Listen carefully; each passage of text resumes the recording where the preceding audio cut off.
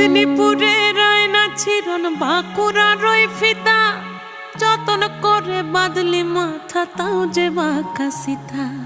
মেদিনীপুরে রায়না চিরন বাঁকুড়া রই ফিতা আর যতন করে বাঁধলি মাথা তাও যে বাঁকা সিতা।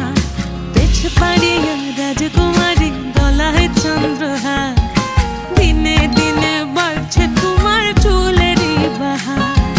পেছ পাড়িয়া রাজকুমারী